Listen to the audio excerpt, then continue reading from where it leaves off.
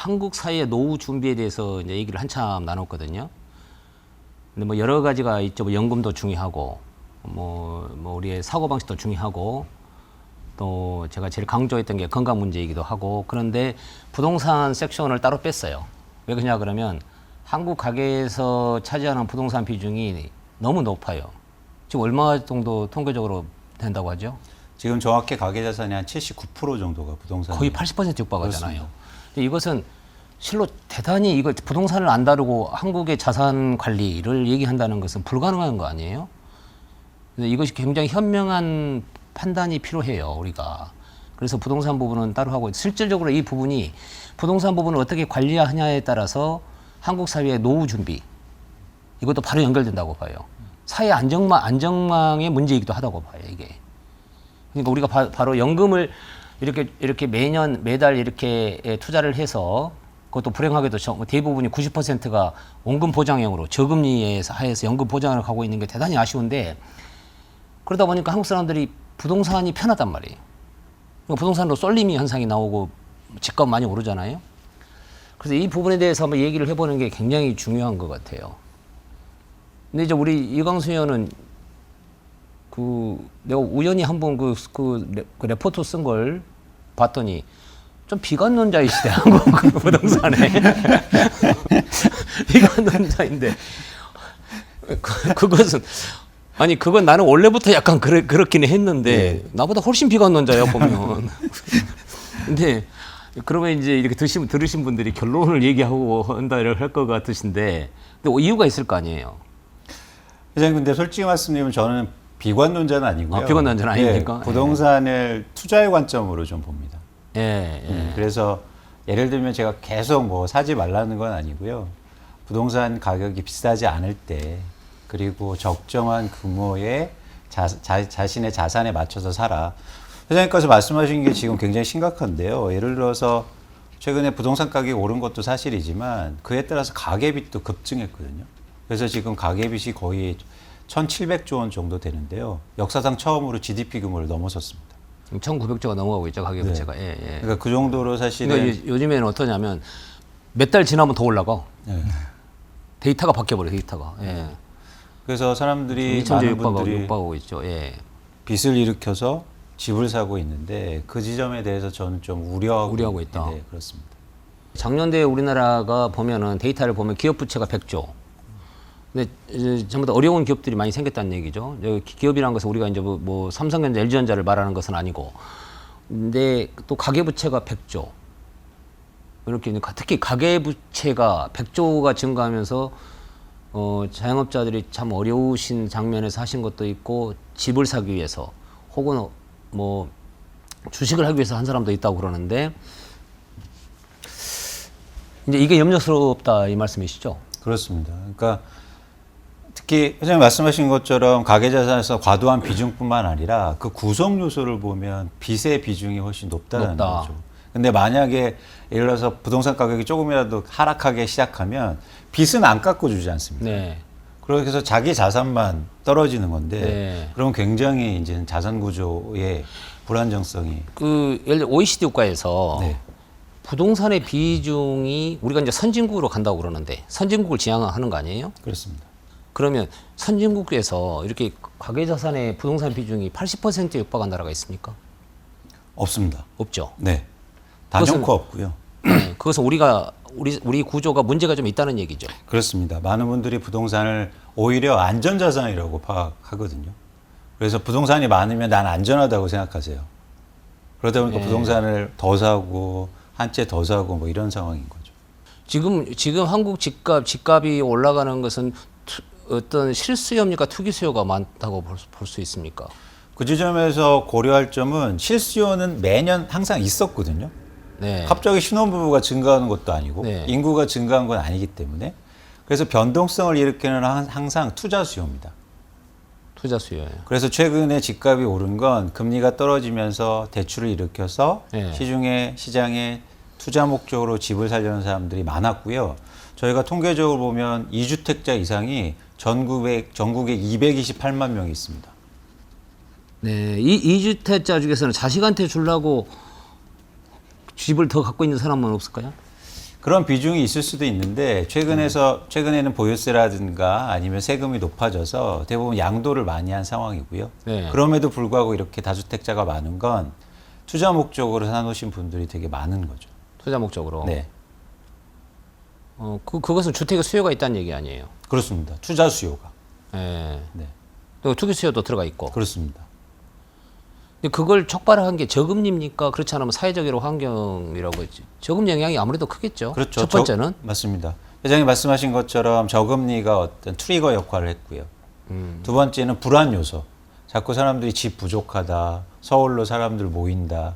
근데 그 지점에서 이렇게 안전망이라든가 이런 것들이 구비가 잘 안 되니까. 지금 전체적으로 보면은 15평에서 20평 앞 임대주택이 국가적으로 보면 굉장히 부족한 거 아니에요? 지금 1인 가구가 어느 정도 됩니까? 1인 가구가 전체 가구 수의 한 39.2% 정도 되고요. 예, 39%. 예. 근데 어떤 데이터를 보면 50%가 넘어간다는 데이터가 있더라고요. 1인 가구가. 그거는 그러니까 어떤 그러니까 사별하신 분도 있고. 네네. 예, 예, 예. 그러니까 젊은 세대들만은 아니고 사별하신 분도 있고 뭐 여러 종류가 있을 수 있잖아요. 그렇습니다. 예, 실제적으로 혼자 사시는 분들을 고려하면 예. 아마 회장님 말씀하신 것처럼 그렇게 수치가 올라가겠죠. 그런다는 얘기가 있어요. 근데 예, 그 내가 어느 데이터를 보니까 이 의원은 정확히 보시는 분은 아니에요, 데이터를. 근데 실질적인 1인 가구는 50%가 이미 넘어갔다, 한국이. 맞습니다. 예를 들어서 저희 부모님도 1인 가구시거든요. 왜냐하면 따로 사셔서 예, 예. 시골에 사시고 예, 예. 어머님은 도시에 사시니까. 예, 예. 그러니까 이런 것까지 합산하면 예. 그냥 말씀하신 것처럼 비율이 크게 상승할 가능성이 있습니다.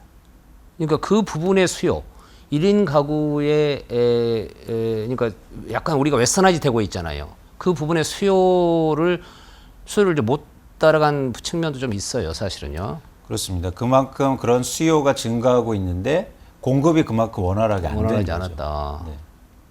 우리가 공급을 할 때 저는 정말 궁금해서 그런 건데 아파트를 짓잖아요. 네. 그럼 아파트가 뭐 35평, 40평 이상이 많습니까? 그렇잖아요. 15평, 20평이 많습니까? 새로 공급되는 아파트는 지금은 30평대가 훨씬 많습니다. 예. 네. 그러니까 인구의 구성비라든가 가구의 구성비하고 다르게 되는 거죠. 이유는 30평대가 돈이 되니까요. 네. 그러니까 공급하는 입장에서 30평대 지는 게 훨씬 더 돈이 좋은 거죠. 큰 평수보다. 네, 그렇습니다. 그래서 적은 평수는 어떻습니까? 15평이나 20평. 그것도 잘 공급이 안 됩니다. 왜냐하면 돈이 잘 안 되니까. 그래요. 네. 정부가 할 일이 있군요. 그렇습니다. 예. 그래서 그런 1인 가구나 아니면 청년 세대를 예. 위한 작은 규모의 주택, 작은 규모라고 해서 어떤 분들은 뭐 우리는 이렇게 작은 데 살려는 거야 이런 말씀하시는데 그런 게 아니고 적정한 규모의 주택을 정부에서 공급하는 게 되게 중요합니다. 효율적으로 사시는 거죠. 맞습니다. 예. 효율적으로 사시는 거죠. 예.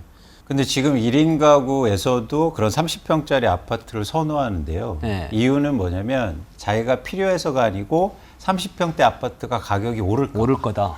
오를 거다. 근데 그게 이제 우리나라 상황이고 신 대표, 우리 해외에서는 사실 주택이 많이 올라간 건 아니잖아요, 지금. 네, 그 전체적으로 저금리 환경 때문에 네. 글로벌리도 뭐 당연히 부동산 가격이 상승은 했습니다. 근데 네. 우리나라만큼 많은 상승을 보이진 않았고요. 우리나라 같은 경우가 해외 대비해서 거의 3배에 육박하는 속도로 우리나라가 상승하고 있는 모습. 우리나라가 기이한 현상이에요, 사실은. 네네. 오히려 미국의 주요 도시는 도심이 떨어지는 것도 있단 말이에요, 지금. 맞습니다. 네. 그 실리콘밸리 가보셨죠? 네네. 거기 단독주택값이 우리 아파트보다 훨씬 싸요. 2분의 1밖에 안 돼. 근데 환경이 실리콘밸리가 얼마나 좋습니까? 그 근방이. 바로 옆은 아니고 약간 좀 거기서 한 30분 정도 떨어지는 곳에 타운 같은 데 가면 단독주택이 우리 아파트 가격 정도? 사실 요번에 그 코로나 사태 이후에 특히나 대도시 주변의 아파트, 해외에서의 아파트들이 많이 가격 하락이 있었고요. 오히려 이제 그 분산 수요가 많이 생긴 것으로 파악이 되고 있습니다. 근데 외국은 이제 우리하고 달라서 단독주택의 수요가 상당히 있어요. 지금 보니까.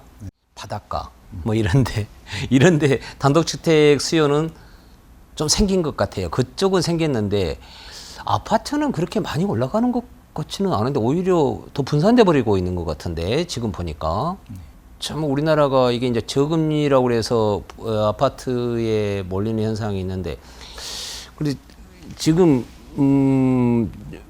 조금 얘기를 좀 바꿔서 글로벌리 지금 부동산 시장은 어떻습니까? 전체적으로 이제 저금리 환경 때문에 부동산에 대한 수요나 어떤 그 수익률에 대해서는 많은 투자자들이 관심 있게 보고 있는 상황이고요. 사실 기존의 오피스나 주거나 이런 리테일 상품군에서 데이터 센터나 로지스틱스 쪽으로 많이 다변화가 되는 투자 상품이 출시되고 있습니다. 그러니까 오피스가 좋은 위치에 있는 오피스가 불안한 건 아닌데. 네네. 예를 들어서 이 센터원이 불안하게 느껴지지 않잖아요. 그런 것처럼 좋은 위치의 부동산은 불안하게는 안 보이는데 일반적으로 상업용 이런 부동산들, 이런 리츠 이런 것들이 약간 좀 슬로우해지죠. 네, 그렇습니다. 그런 쪽은요? 네네. 지금 데이터 센터나 이 물류 이런 쪽은 어떻습니까, 전체로? 지금 작년에 미국 리츠 시장을 바라보면은 오피스 섹터나 리테일 섹터는 수익률이 좀 많이 하락한 상황이고요. 예. 데이터 센터나 로지스틱스 쪽은 한 20% 이상 가격이 상승한 상황입니다. 예. 그리고 이제 코로나 이후로 고생하고 있는 섹터가 항공, 운수, 호텔 섹터. 네, 예, 그렇습니다. 고생하고 있죠. 아직 회복 안 하고 있고. 네네. 호텔 섹터는 어떨까요? 단기적인 부침은 당연히 있을 거라고 보고 있고요. 예. 결국은 이제 특히 도심 호텔보다는 좋은 환경에 있는 자연을 대하고 있는 호텔 같은 경우는 상대적으로 빠른 회복 속도를 보이고 있는 상황입니다.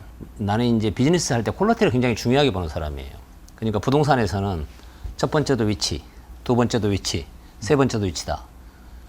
그러니까 위치를 보는 눈이 중요하다 이렇게 보거든요. 그러고 보면 글로벌리 로케이션이 좋은 호텔들, 이제 그 유명한 그 호텔들은 우리가 생각하는 그런 이 부동산 가격하고는 좀 다를 것이다라고 생각을 해요. 그러니까 최근에 보면은 데이터 센터 이런 쪽이 굉장히 많이 붐 아니에요? 폭발적인 수요가 이루어지고 있는 상황이고요. 예. 기관 투자자들의 가장 초미의 관심사 중에 하나인 것으로 보이고 있습니다. 우리도 적극적으로 좀 했으면 좋겠습니다. 네네. 그게 세이프할 것 같고. 네. 예.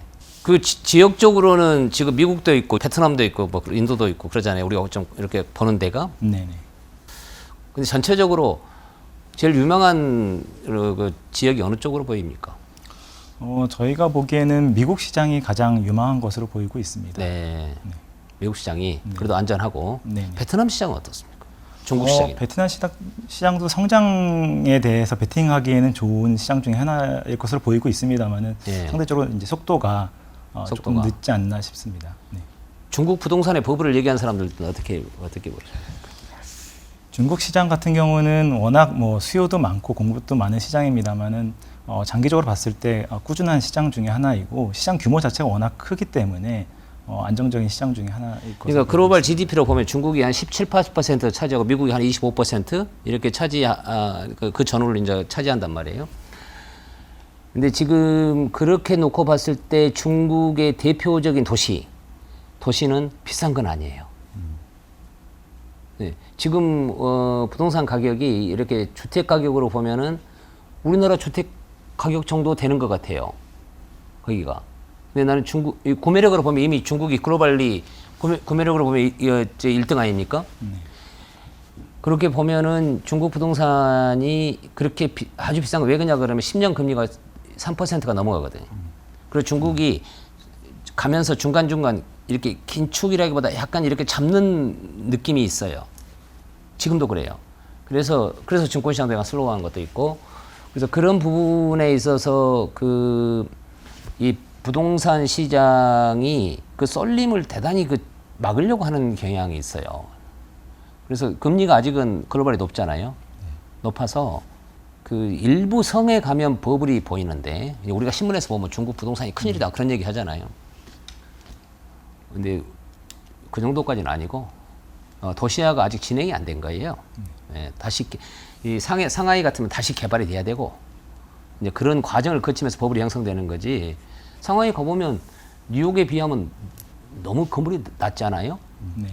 예, 아직 시간이 좀 걸리겠죠. 버블을 만들려면.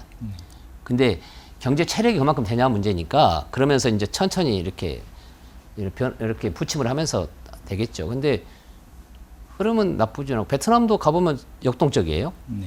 예, 베트남도. 한국 분들 중에서 베트남에 가서 아파트 사신 분들도 많대. 맞습니다. 근데 그 정상적인 과정을 통해 사시는 거예요? 일단 그 제도 자체가 네. 아직 외국인 투자자들이 원활하게 거래되는 그런 상황은 아니거든요. 그래서 그런 정책 리스크가 좀 있는 거죠. 해외 투자를 할 때 저희는 이제 해외 투자를 많이 하잖아요. 뭐 1년에 뭐 제가 한 200~300개 정도 딜을 이렇게 직간접적으로 보는 사람인데 해외 투자를 할 때 적당히 이렇게 해가지고 내가 산다. 이건 위험한 거예요. 확실하게 법률적인 게 개런티가 되고 사야 돼요. 만약에 어떤 정부가 이건 너희들이 잘못한 거다. 뭐, 법을 어긴 거다. 이러면 어쩔 거예요. 다음에 몰라요. 그거 무효될 수도 있어요.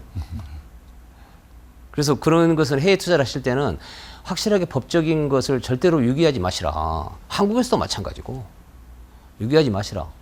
그것은 꼭 말씀드리고 싶어요. 그건 단순하게 무슨 커피 한 잔 마시고 실수하고 이런 것이 아니단 말이에요. 그거. 자기 자산을 투자했다가 해외에 투자했다가 아주 치명적인 실수가 여러 가지가 있는데 우리가 치명적인 실수를 할 수 있는 거 있잖아요. 그럴 수 있어요. 그래서 그런 건 좀 얘기를 좀 자주 해주시는 게 좋을 것 같아요. 네, 그런 점에 있어서 사실 직접 투자보다는 펀드나 리츠를 통한 간접 투자도 충분히 고려할 수 있는 상품이라고 그렇죠. 생각하고 예, 있습니다. 예. 리츠로 하면은 본인이 해외 부동산을 갖는 거나 다름없잖아요. 네. 이렇게. 그러고 보면 금융이 좋은 기능이 많이 있어요. 네, 그렇습니다. 예. 근데 이제 돌아가서 많은 분들이 한국의 부동산에 대해서 궁금해 생각하실 것 같아요. 근데 지금 우리가 이제 구름 잡는 얘기를 하면 안 되니까 네. 잘 이해를 못 하신단 말이에요. 그러면 지금 세대별로 봤을 때 부동산의 수요가 지속적으로 있을 가능성이 있잖아요. 일단 고려가 된다고 그러잖아요. 네, 그러면 다음 수요가 받쳐주냐 이거예요. 그렇습니다. 예를 들어서 한 10년 봅시다. 네. 그럼 어떻게 설명하시겠어요? 일단 첫 번째 고령화 세대 인구 비중이 급증하고 있고요. 그리고 생산 가능 인구 자체 비중이 감소하고 있어서 그러니까 자산 시장이라는 게 회장님께서 말씀하신 것처럼 누군가 계속 높은 가격에 사줘야 되는데 그 절대수 자체가 크게 감소하고 있습니다. 그래서 우리나라 가계 비중, 자산 비중을 보면 오히려 나이 많으신, 그러니까 고령 세대 분들이 자산이 훨씬 많으시잖아요. 근데 이런 분들은 부동산 비중이 꽉 차 계세요. 그리고 이제 젊은 30, 40대나 20, 30대가 이제 부동산을 받쳐줘야 되는데 그 세대는 자산이 굉장히 현저하게 낮다는 거죠. 그래서 부동산이 가격이 높을수록 구매 여력이 계속 떨어지고 있는 겁니다. 네. 그래서 이 높은 부동산 가격을 과연 누가 받쳐줄까? 예를 들어서 이럴 수도 있는 거죠. 갑자기 외국에서 외국인들이 엄청 한국에 들어오면 괜찮을 수 있습니다. 그런데 한국 자체의 인구 구조와 자산 구조를 보면 이 높은 부동산 가격을 받쳐주기 점점 어려운 상황으로 가고 있다라고 판단하고 있습니다. 지금 이 문제 아니에요. 우리가 이제 러프하게 봤을 때 지금 과거는 우리가 이제 인구 구조가 젊었었잖아요. 젊으면서 나이 든 분들의 나이 들어가면서 이렇게 큰 집으로 갈 리드가 많이 있었단 말이에요. 근데 요즘에 젊은 세대들은 굉장히 달라지고 있잖아요. 뭐 자동차도 내가 꼭 사야 되냐? 그러면 뭐 쉐어링 할 수도 있는 거고 그런 쪽으로 많이 이제 변하고 있잖아요. 그렇습니다. 꼭 내가 큰 집에서 살면서 거기서 무슨 역할을 할까 이런 생각 또 할 수 있는 거고 그러니까 큰 집에 대한 수요 내가 이 집을 늘려서 재산을 늘린다고 해서 과거의 경험이었잖아요. 그런 면에서 보면은 지금 세대들은 확실하게 옛날보다 거의 2분의 1 정도로 세대가 줄어들고 있는 것 같은데 그걸 부동산을 살 수 있는 세대가 이미 지난해에 예. 출생자 수보다 사망자 수가 더 많아지기 시작했거든요. 예. 그 얘기는 뭐냐면 인구가 이제 감소하는 거고요. 예. 그게 이제 비교가 되는 게 일본이 부동산 버블 시기에 비슷한 인구의 변화 속도를 보입니다. 예. 노령화 인구 증가하고 한국이 지금 60세 이상 인구 비중이 이제 4분의 1 정도 육박했거든요. 지금요? 네, 그러니까 마주치시는 분 중에 25%가 이제 60 이상인데 그분들은 주택을 안 사시겠죠. 근데 점점 더 고령화되고 그다음에 출생자 수 감소하면서 결국엔 부동산 시장을 회장님 말씀처럼 부동산 시장을 누군가 계속 사주기는 좀 힘든 구조로 점점 가고 있다. 그렇게 보고 있습니다. 근데 이제 부동산 쪽에 우리가 이제 오랜된 교육이죠. 부동산은 불패였다. 그리고 저금리 가장 부동산에 가장 효과가 있는 그냥 부동산이 무슨 혁신을 하는 것은 아니잖아요. 아파트를 산다고 해서 생산성이 증가하는 것은 아니에요. 근데 주식은 기업들이 혁신을 하고 생산성이 증가하는 효율이 증가하는 기업들은 많이 나온단 말이에요. 근데 왜 그럴까? 그러면 저금리가 가져다 준 영향이 제법 있어요. 그리고 부동산이 올라갈 거다는 과거의 그 경험. 이런 것들 보면서 여러 얘기를 하신 분들이 있어요. 뭐 한국의 GDP가 올라가니까 부동산가 당연히 올라간다는데 이미 나는 올라갔다고 봐요. 근데 왜 지금 부동산이 이렇게 핫하냐? 세계 유례 없는 자산 구성을 가지고 왜 있느냐 하면은 나는 한국의 불균형이라고 봐요. 한국의 특이한 불균형이다. 예를 들어 서울을 봅시다. 서울을 보면 우리가 서울이 한국의 수도인데 서울에 좋은 대학이 다 있어요. 그 다음에 좋은 병원은 서울에 다 있는 거예요. 그러니까 또 문화시설도 마찬가지. 그러니까 누구나 서울에 오면 좋은 교육을 받을 수 있고, 좋은 병원을 자기가 갈 수 있고, 문화생활을 할 수 있는 거예요. 그러니까 갑자기 저기 시골에 있으면, 시골이라는 표현이 그렇지만, 지방도시에 있으면 자기가 왠지 인생이 좀 뒤떨어져 버린 것 같은 느낌. 그러니까 우리 어머님도 어렸을 때 내한테 그랬다고. 아야, 너는 꼭 서울 가서 살아라. 나한테 그러셨단 말이에요. 우리 집이 산지 시골이었는데, 거의 밑에 산하고 내가 있는 동네였는데, 근데 지금은 우리가 이제 학군을 보면 서울 강남이 좋잖아요. 그러니까 그런 부분의 영향을, 미국도 실리콘밸리 쪽은 좋지 않습니까? 네. 이 학군이 좋으니까. 근데 이 부분을 우리가 좀 생각해 볼 필요가 있다. 그래서 나는 이런 생각이 듭니다. 예를 들어서 국토부에서 뭐 고생을 많이 하시던데, 첫 번째는 공급에 문제가 있을 수 있다라고 생각을 해요. 근데 공급 문제는 좀 이따 얘기하고, 우리가 국토의 균형이 안 돼 있다. 그러니까 서울에 모든 게 쏠림이 있어서 그 문제가 출발하고 있다. 그래서 이것은 공급만의 문제는 아니다고 봐요. 외국인 학교를 예를 들어 동해안, 남해안에다 허용하면 어떨까? 그러니까 스탠포드가 이렇게 만들어질 때 동부에서 서부로 와가지고 절도가 스탠포드가 만들어졌잖아요. 스탠포드를 만들고 나서 실리콘밸리가 형성이 된 거 아니에요. 그래서 이 대학이라는 게 굉장히 중요하고 의료시설이 중요해요. 저는 출장 갈 때 뭘 체크하냐면 병원이 어디 있는 걸 체크한다고. 위험하니까. 아플 수 있잖아요. 다행히 아픈 적이 없지만. 근데 그 인프라가 중요한 거예요. 그러니까 무슨 큰 수술을 하려면 서울에 있는 병원을 올라오고 그러면 가족까지 전부 다 올라오잖아. 그래서 이 인프라가 우리나라에 구성이 안 돼 있고 일방적으로 서울에 다 몰려 있다. 그래서 내 생각은 지방으로 분산해야 한다고 생각해요. 서울에 왜 좋은 대학이 다 있어야 되고 의료시설이 다 있고 그러면서 서울의 집값을 잡겠다 하는 것은 쉬운 일은 아니다. 장기적으로 분산되어야 된다 하는 게 내 생각이에요. 나는 이게 되게 아쉬워요. 이게 되게 아쉽고, 그리고 대학이 이제 동해안이나 남해안으로 가잖아요. 그러면 아니 말이 되느냐 뭐 그러는데 학생들이 부모님하고 떨어져서 사는 것도 인생에 대단히 중요한 교육이에요. 그리고 부모님들도 더 행복할 수 있어요. 부모님들이 옛날 생각을 갖고 자식한테 너 이거 해라 얘기하면 자식이 잘못된다고. 그래서 나도 우리 애들한테 얘기를 안 해요. 왜냐면 내가 말하면 틀리다 이거예요. 잘못하면.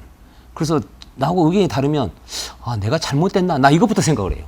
그렇지 걔가 잘못됐다라고 생각을 내가 거의 안 하는 사람이에요. 그러다 보니 할 얘기가 많이 없어요. 할 얘기가 뭐 책 좀 읽어라, 운동해라 이것 빼놓고는 할 얘기가 많이 없어요. 학생들이 이렇게 부모님들하고 떨어져서 사는 것도 굉장히 좋은 교육이다. 인생에 있어서.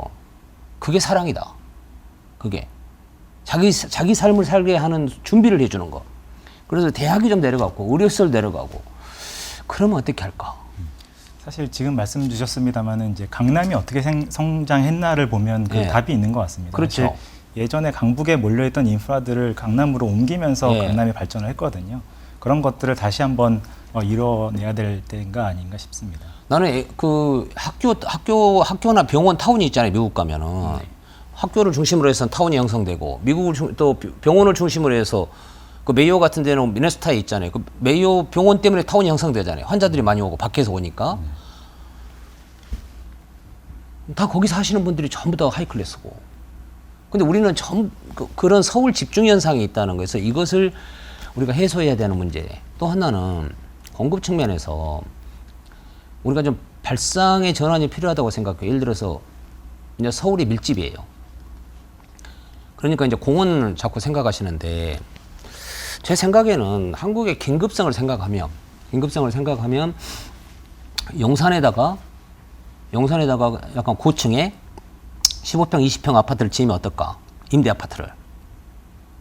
골프장 한 두세 개, 정부가 가지고 있는, 공기업이 갖고 있는 골프장도 있거든요. 네. 그런 골프장에다가 임대주택을 지어서 출입으로 연결하면 어떨까? 여기서 우리가 이 종로를 쭉 보면 전부 2층, 3층이잖아요. 한국이 땅이 없다고 생각하는 분들이 많은데 그렇지 않아요. 굉장히 많아요. 나는 서울 시내에 공원을 그렇게 많이 안 만들어도 된다고 생각해요. 그거보다는 오히려 자기가 집을 질 때 나무를 심게 하고 도로에 나무를 더 심고 하면 되는 거지 서울처럼 이렇게 밀집한 도시에 공원을 생각할 필요가 없다. 왜냐하면 우리 영국을 가봅시다. 영국을 가보면 이제 하이드파크가 있잖아요. 그것 때문에 이제 센트럴파크 만들고 또 시드니에도 만들고 뭐 심지어는 부에노스아이레스 가도 파크가 기가 막혀요. 근데 다 이제 하이드파크 본 거죠. 제국을 본 거죠. 뭐 스페인도 그렇고. 근데 한국은 산이 많아서 여기서 우리가 북한산 가는데 30분. 강북분들은 도봉산도, 남산도 가고, 저 강남 사신 분들 청계산도 가시고, 또 한강변도 있잖아요. 사실 우리가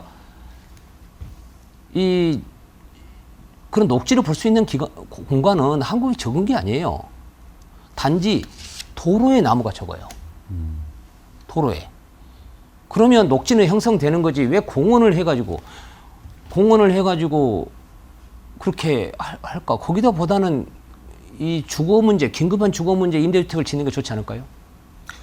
지금 정부가 이 부동산 문제 해결하려고 서울에 공급하겠다. 예. 근데 회장님 말씀처럼 발상의 전환이나 혁신적인 방법을 고려 못하니까 공급 정책을 발표해도 잘 안 먹히는 거죠. 왜냐하면 한계가 있으니까요. 공무원들이요 출장을 가요. 출장을. 그러니까 이게 수도를 가는 거예요. 예를 들어 워싱턴 DC를 가.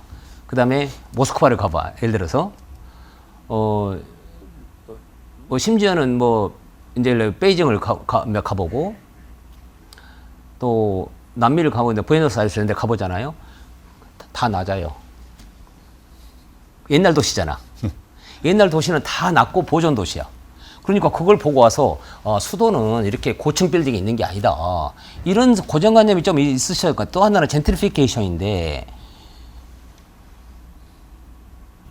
그렇고 하니까 오히려 더 서민들이 중심에 못 살죠. 사실 이제 그런 도시들은 이제 정부의 권위나 어떤 교회의 권위 때문에 낮아진 도시들이 상당히 그렇죠. 있긴 있습니다. 예. 근데 이제 사실 그런 규제를 이제 개혁한 도시 중에 하나가 동경이 이제 대표적인데요. 예. 마로노우치 같은 경우에는 워낙에 이제 90년대까지 30m로 고도 제한이 있다가 2000년대 이후로 고도 제한을 풀면서 고층 빌딩에 오피스하고 레지던스들이 많이 들어가면서 혁신적인 도시로 바꿔진 걸로 보입니다. 그리고 일본 부동산도 잡히고. 네네. 그 뉴욕을 가면 마철루잖아요. 근데 뉴욕은 수도가 아니잖아. 네. 그러니까 이러신가 봐. 아니 워싱턴은 이렇게 낮고 수도는 원래 이렇게 낮아야 한다. 품위가 있어야 한다. 근데 그게 아니죠. 아니 바로 옆에 있는 뉴욕은 마철루잖아. 근데 우리한테 제일 적합한 게 어떤 것인가라고 했는데 서울을 고층을 지으면은 젠트리피케이션이 된다 하는 얘기는 나는 이해를 못 하겠어요. 임대주택을 의무화하면 될 거 아니에요. 나도 젠트리피케이션 되는 거 절대 반대예요. 사람이 공존하는 게 좋다고 봐요. 근데 공존 안 하는 모델을 얘기하는 건 한다는 거예요. 지금 내가 보기에. 그래서 공급을 용산에 공원 만들 게 아니고 정말이에요. 용산에 공원 만들 마포 용산이 중심지란 말이에요. 일단 공급을 하고 근본적으로는 국토 균형이 중요하다. 불균형에서 오는 건다. 아니 서울에다는 애국인 학교 하지 말고 동해안이나 남해안에다가 애국인 학교를 하면 다 좋은 거 아니에요? 병원도 가서 암 환자가 암이 어떤 분이 걸리셨다 그러면 우리나라가 수술을 잘하면 중국에서도 오고 아세안에서 30억 인구가 우리 병원을 찾을 수 있잖아요. 그럼 거기에 얼마나 많은 고용이 창출되겠어요. 오바마 시절에 고용의 50에서 60%가 헬스케어에서 됐어요. 병원. 균형 관점에서 사물을 보고 진척을 하면 그게 혁신이라고 보거든요. 나는 혁신이다. 그게 혁신. 그러니까 왜 어렵냐 그러면 이제 부동산 문제가 이제 여러 문제가 있다고 그러는데 이 혁신을 한다는 게 뭐냐 그러면 옛날 생각에다 플러스하는 게 아니에요. 옛날 생각에다 젓가락 올리는 게 아니다 이게 미안한 얘기지만 생각의 발상의 전환을 과감하게 하는 것을 말하는 거예요. 근데 우리가 이 1인 가구로 가고 있는 거. 이 문제를 빨리 풀어내려면 일단 급한 것은 그렇게 하고 네. 지방의 발전이 대단히 중요한 것 같아요. 나는 우리 젊은 학생들이 부모하고 떨어져서 4년 살기를 바라요. 그런 우리가 생각의 사고 전환이 대단히 필요한 것 같아요. 결혼할 때 부모들이 우리 주변에 결혼한 사람들이 있거든요. 네. 근데 부모들이 말입니다. 결혼할 때 스트레스를 많이 받으시대. 집 문제 때문에. 요즘 집값이 너무 올라서 네. 예전처럼 뭐 전세를 대주기에도 부담스럽고 그다음에 집을 사주기에는 훨씬 더 부담스러운 상황입니다. 아니 결혼할 때 뭐 사위를 뭐 밥을 사준다고 그래가지고 집을 옮겨야 한다고 뭐 그런 사람도 있고 전세를 어디 옮겨야겠다고. 근데 왜 그럽니까? 그거? 마음이 그러실 것 같아. 네. 집을 꼭 해줘야 뭔가 좀 부모로서의 위치라든가 충분히 해줬다 이렇게 생각하시는 것 같습니다. 이 부동산 문제가 우리 노후 관리에서 굉장히 중요한 축이에요. 가계자산의 80% 정도를 차지하니까. 근데 나는 이렇게 생각해요. 자식의 출입에서 벗어나야 한다. 이게 자기가 이제 어마어마한 부가 있으면 자식한테 증여해갖고 해주는 것은 오케이. 그런데 자기의 노후가 약간 노후를 불안하게 만들면서 자식한테 너무 할 필요는 없다. 근데 이 부동산 문제가 그래 보니까 우리 주변을 보니까 전세를 얻어주려고 그런 문제가 있는 것 같아요. 나는 과감하게 이렇게 얘기한다고 생각해. 우리 부모님들이 너가 월세 내면 살아라. 일단 젊었을 때 미안하지만. 근데 미안한 것도 아니죠. 외국은 다 스턴트 론 받아가지고 다 하잖아. 그렇습니다.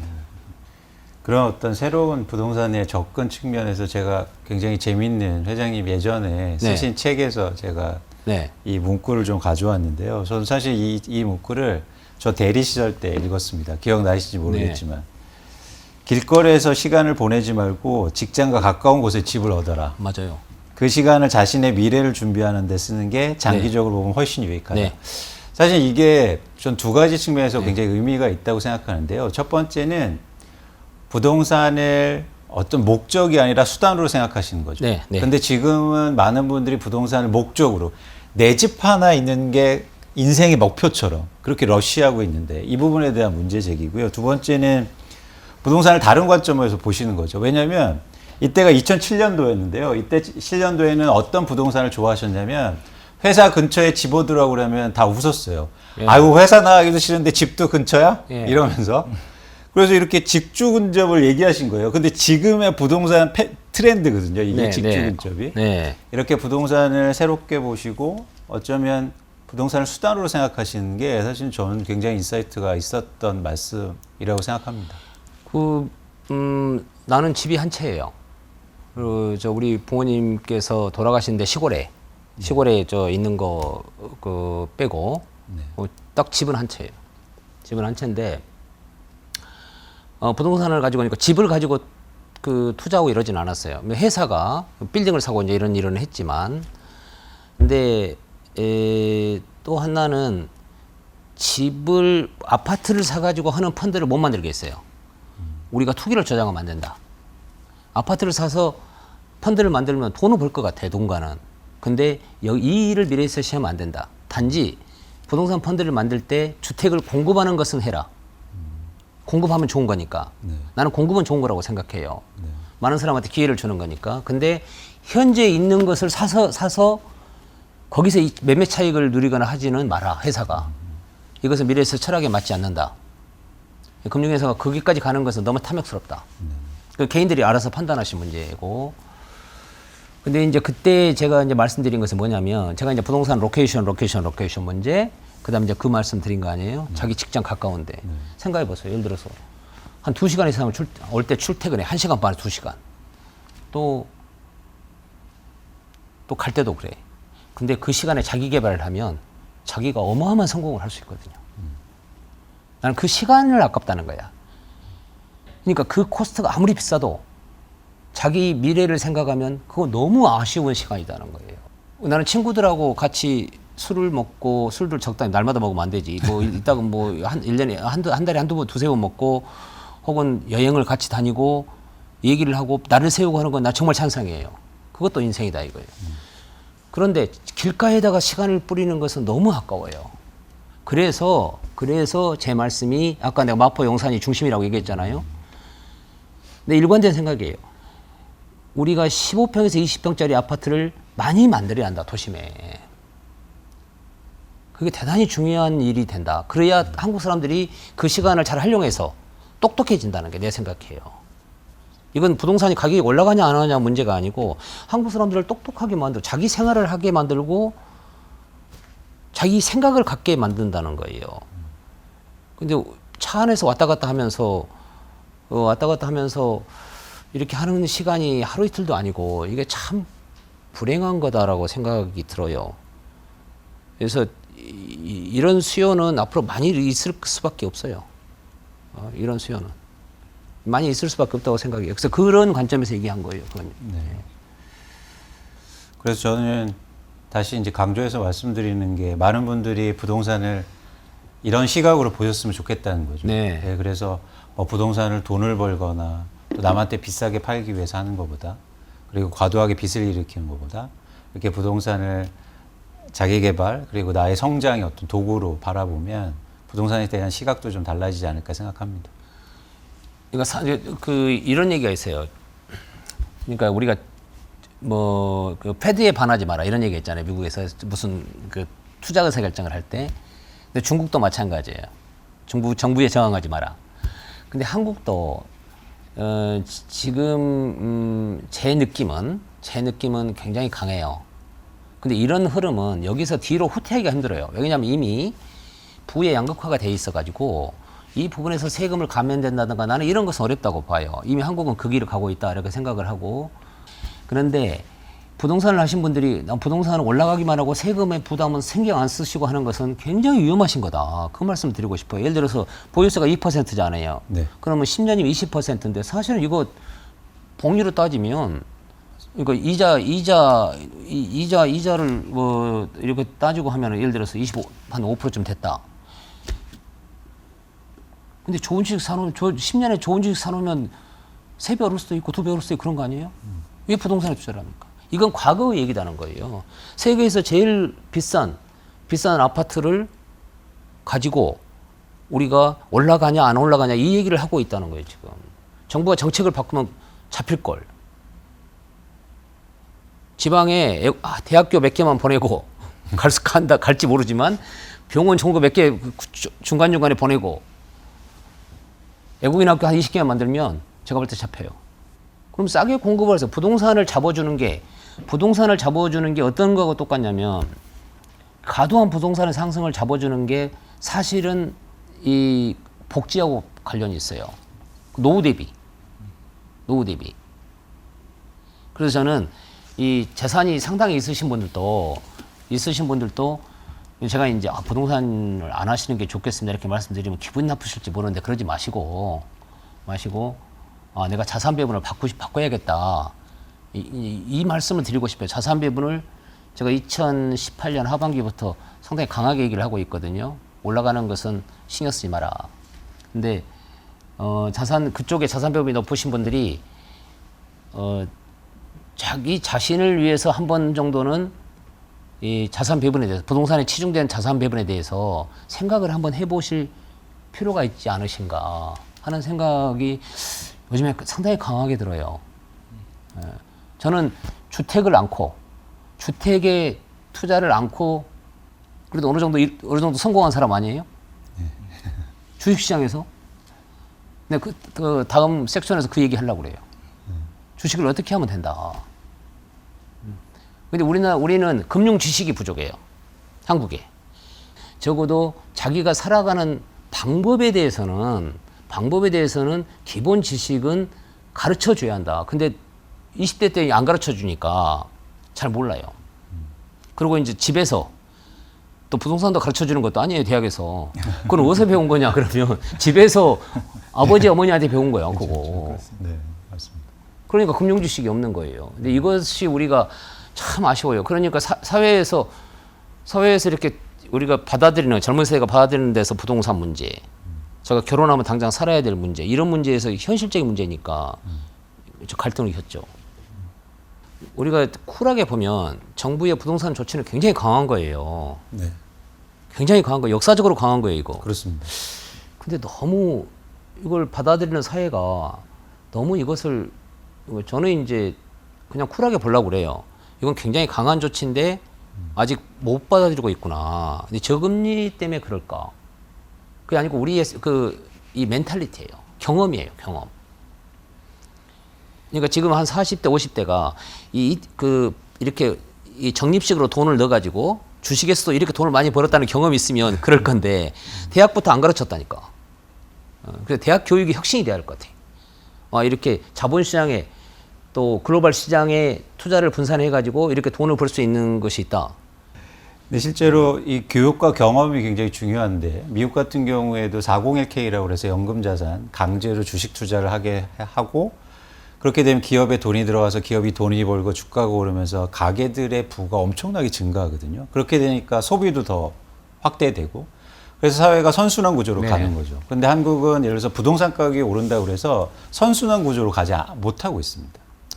이게 이제 겁이 나는 건 뭐냐면 제가 부동산 어떤 분이 이제 부자가 있어요. 근데 부동산을 많이 가지고 있어.